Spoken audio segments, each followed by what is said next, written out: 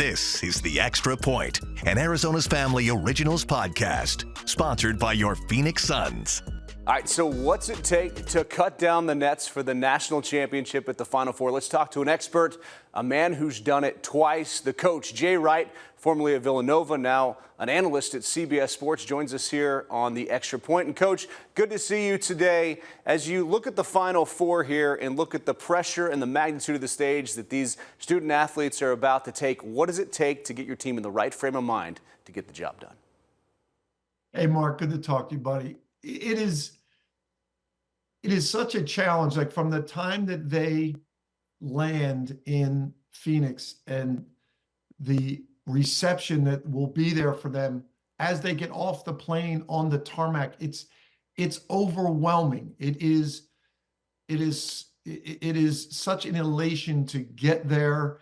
And then when you get there and you see the enormity of the whole event, it's a real challenge to keep your guys focused on the opponent and on the game plan. And I do think Danny Hurley and his guys, having gone through this together before, have a slight advantage as opposed to the other teams that are going through this for the first time. I know the first time we went in 2009, I probably didn't do as good a job preparing our team for all of that as I did in 2016 after we had been through it together.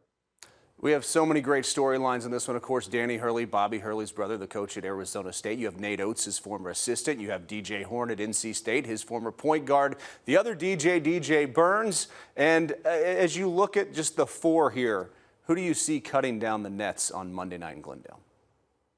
Well, if you look at it as a basketball purist, I would see Connecticut going up against Purdue in an epic battle, and the two bigs, Donovan Klinging and Zach Edey, going at it, and great guards. Braden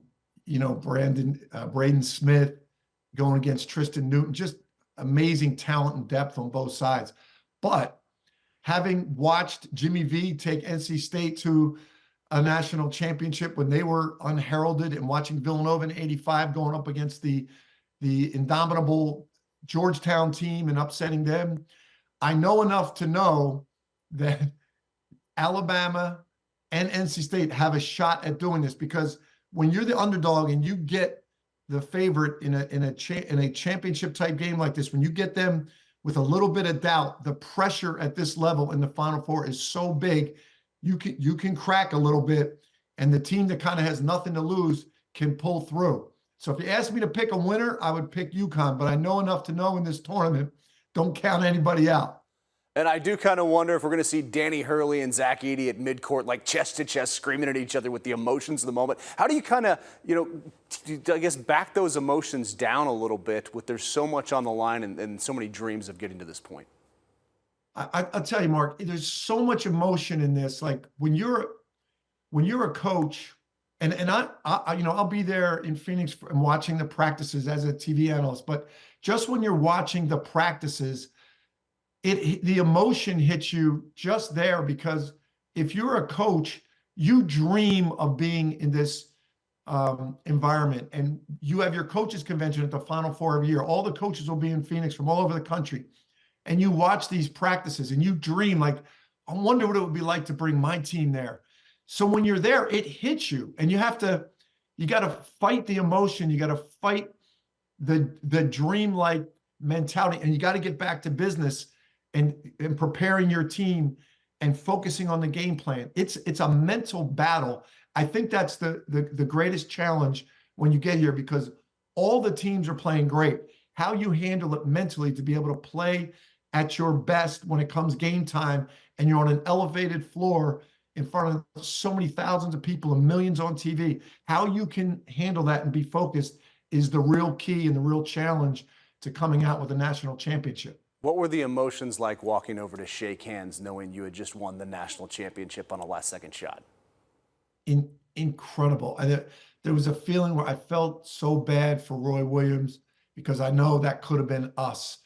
And just seconds earlier, they had hit a three that tied the game, that made my heart sink into my stomach. So I knew Roy was feeling that way.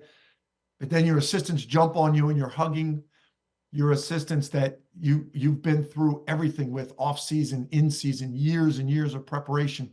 It's a basketball dream. You're in basketball heaven at that point, and I love watching everybody experience that. One of these guys is going to experience it, and I feel for the guy that gets there and doesn't get to do that, because it is gut wrenching. Well, we're excited about you coming to town. We're also excited about the women's Final Four. Do you have a thought on who potentially cuts down the nets with so many great storylines there? There is amazing. Like the game, who would have ever thought that UConn would be an underdog against USC? From the East Coast here, we don't get to see USC that much, but watching them, they are incredible. And to see USC in that game, and they looked overpowering to me, and to see UConn, be able to pull that off was amazing. So we have a little East Coast bias here. We're rooting for UConn, but NC State is as good as anybody in the country. They could do it. But Gino's my boy, so I got a little rooting interest in that. All right, and finally, is Charles Barkley your tour guide this weekend? As you all know, in Phoenix, off the air, we got to be careful with Charles. He's so excited about coming back. I just left him in New York. He's so fired up about being back in Phoenix for this. I got to go easy. I still got to work. Well, hey, grateful for your time. Safe travels out here, and we will see you at the Final Four in Glendale. Thanks, Mark. The Extra Point Podcast is a production of 3TV, CBS 5, and azfamily.com in Phoenix, Arizona.